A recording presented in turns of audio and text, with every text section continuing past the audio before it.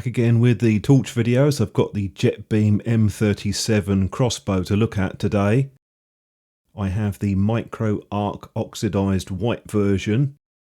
JETBeam sent this in for review, so I'm going to go through all the details and give you a few ideas at the end of the video.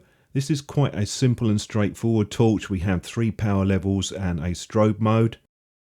User manual and your warranty card is included. And in this pack we also get all the other accessories, which includes the Type A to Type C cable for the battery, 2 spare O-rings, and the JETBeam branded adjustable wrist strap. Here's the clip, which is stainless steel, and that has a sort of sandblasted matte finish on it, which is in keeping really with the torch, and I'll come on to that now.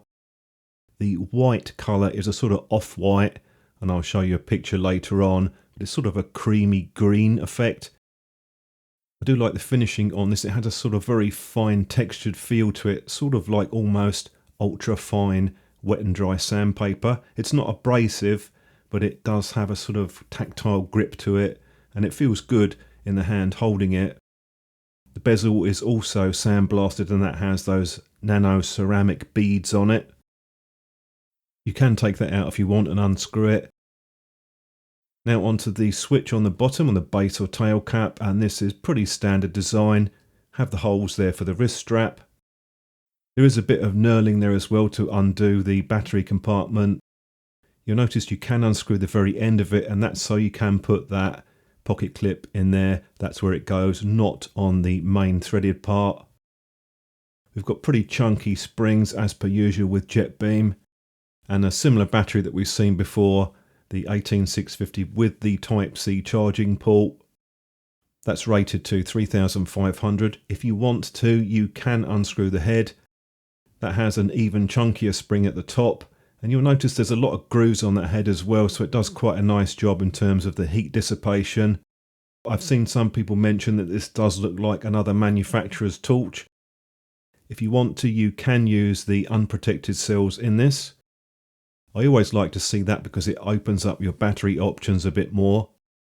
Although these cells can vary slightly in size, sometimes you'll get a little bit of movement inside, but it's nothing too disturbing to be honest, and if you want to, you can put a spacer on the top there.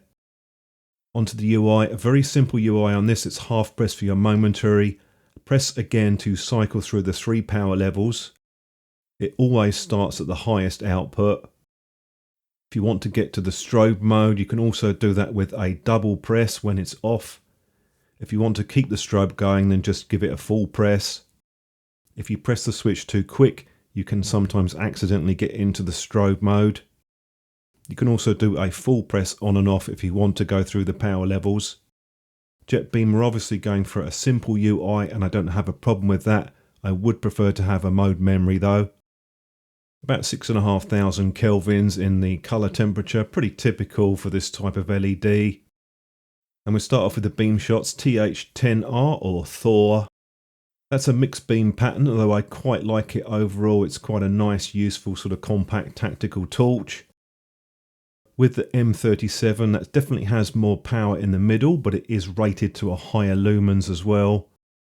Does have a bit of a tint shift in the middle, though you can see it's more of a yellow effect, particularly at the highest output. Not sure if that bothers you. It is less obvious in person than it is on the camera. Lowest output 30 lumens, and we can still reach the shed just about with that.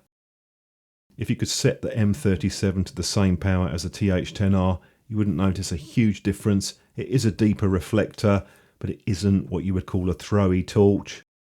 But have a quick look through some of the beam shots, see what you think, and I'll give you my quick summary at the end.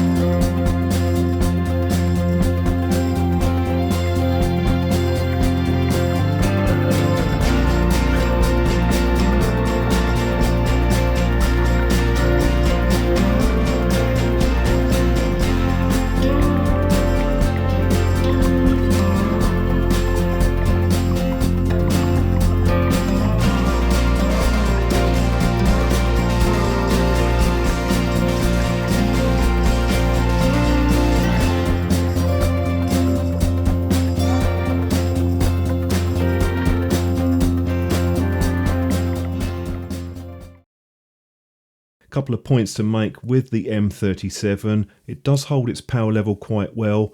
It will hold that mid-level. I didn't see any drop in power output from that. And that's thanks in part to the deep grooves we've got around the head, so it's quite good at heat management. Bit heavy on the tint shift for me at the highest output, but I don't mind the beam pattern myself. But I do like the colour, and I also like the feel of the torch in the hand. It does feel very good. It's very hard to describe why I like it so much in terms of the feel. I do have quite a few items that have come in, so do stick around for those. If you've got any thoughts on this, do drop a comment down below. I'd be quite interested to hear what you think of this particular model.